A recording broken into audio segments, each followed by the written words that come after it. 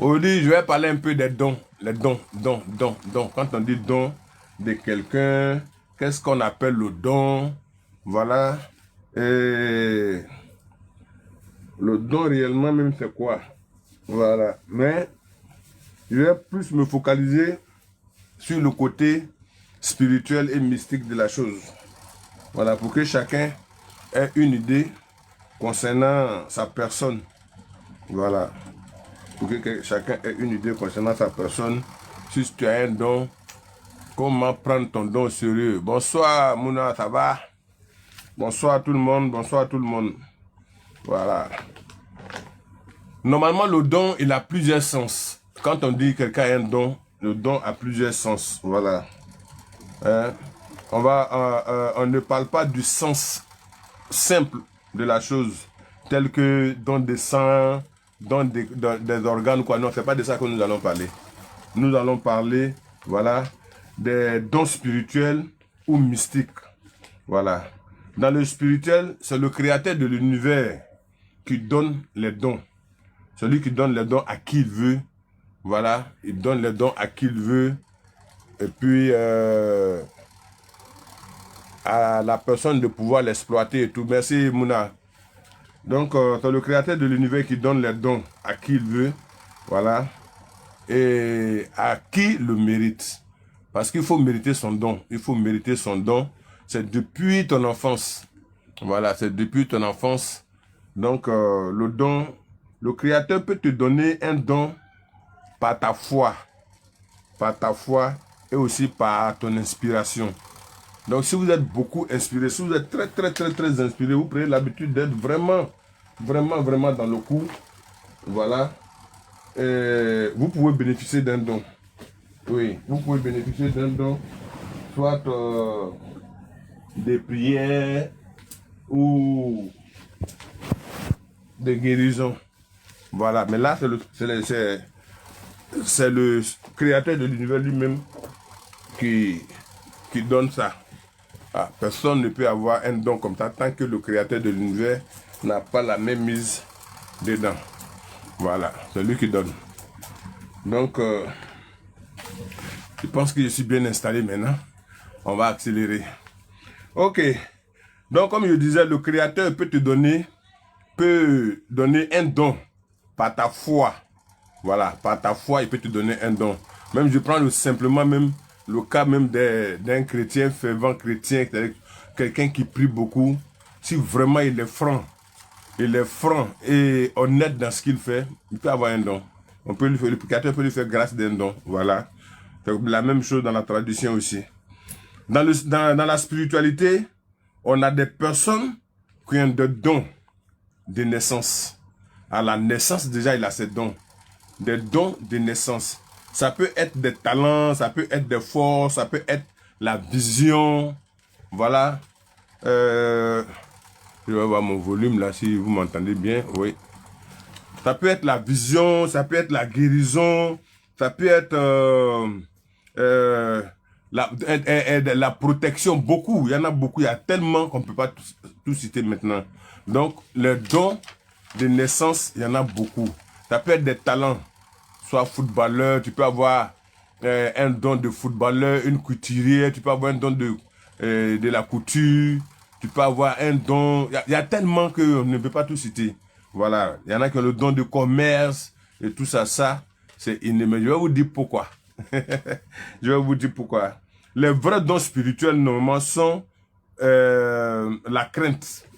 La crainte. Les vrais dons sont la crainte, la piété, et puis vous voyez, la sagesse, voilà, l'intelligence, la force, la science aussi, le conseil. Le conseil surtout. Voilà. Tout ceci est un accompagnement. Tous ces dons-là, c'est un accompagnement qui est programmé, c'est accompagné par des anges. Les anges qui sont, comme je le dis, le gouvernement qui forme le gouvernement du créateur de l'univers. Ces anges-là forment le gouvernement du créateur de l'univers. Tu connais pas, tu connais pas. Tu connais, tu connais. Parce que c'est lui qui les a fait venir sur terre pour veiller sur tous ses enfants. Voilà.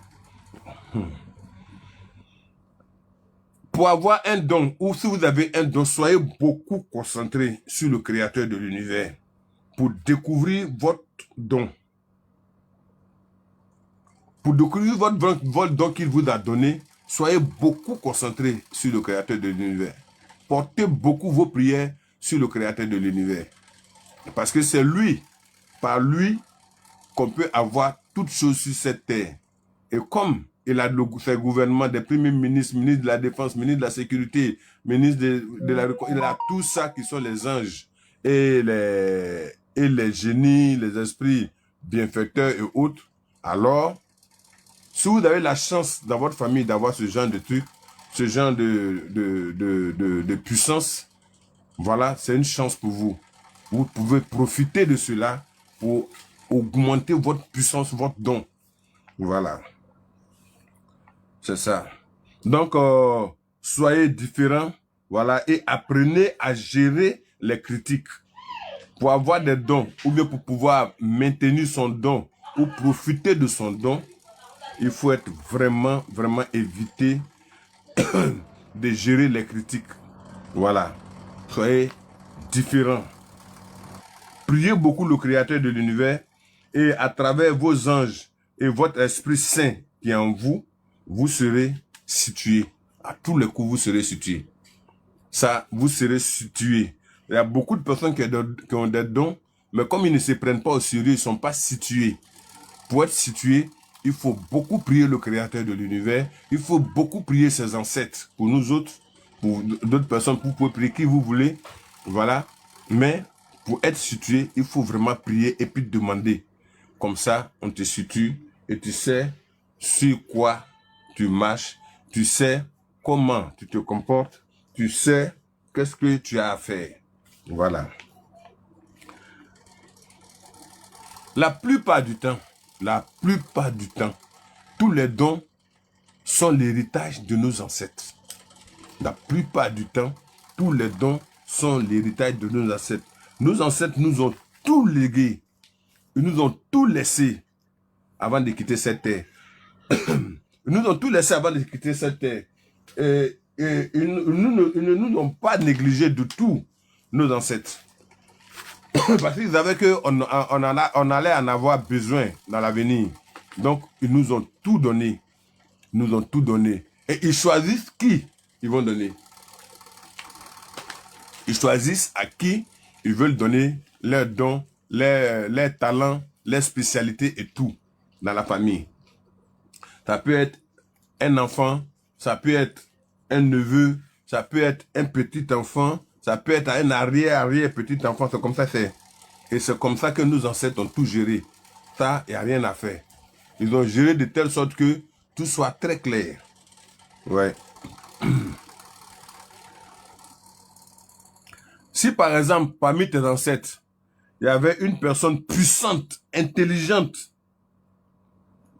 footballeur ou quoi que tu avais un talent, s'il n'est plus, coûte que coûte, dans la famille, il y a quelqu'un qui va hériter de ça. Et c'est ça qui fait la force des Africains. C'est ça qui fait la force des Africains. Mais de nos jours, c'est difficile parce que beaucoup de personnes ont abandonné les traditions.